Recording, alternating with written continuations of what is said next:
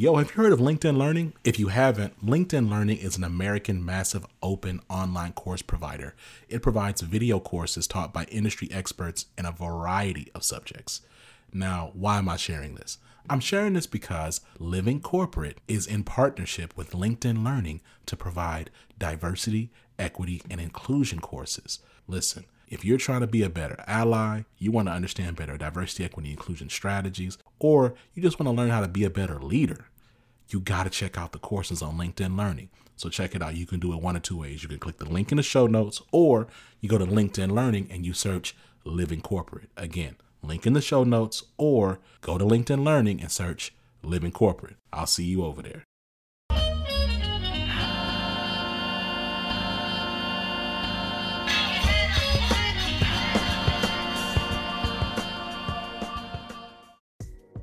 What's going on, Living Corporate? It's Tristan, and I want to thank you for tapping back in with me as I provide some tips and advice for professionals. This week, let's talk about why you should take a break.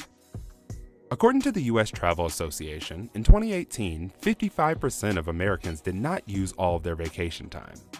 In that same year, the U.S. Travel Association reported that American workers accumulated 768 million unused vacation days.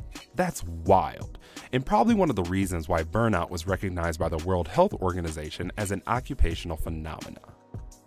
There are so many reasons why people don't use PTO or create breaks for themselves, but by far the biggest one is guilt.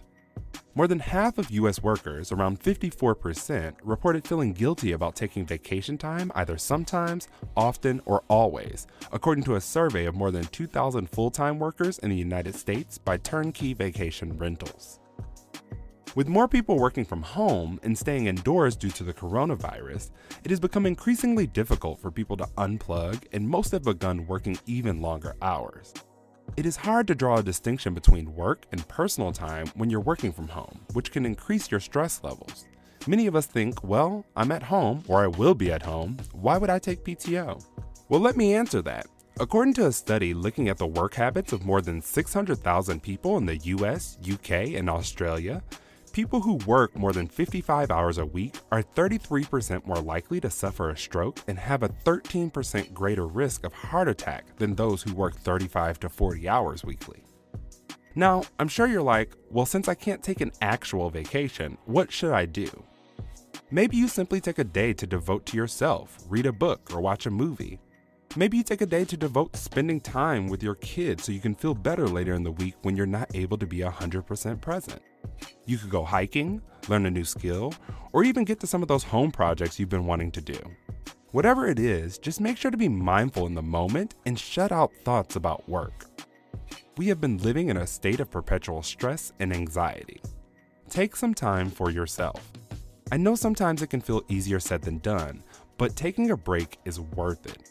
Everyone around you will benefit, and believe me, the work will still be there. Thanks for tapping in with me this week. I look forward to talking to you next week.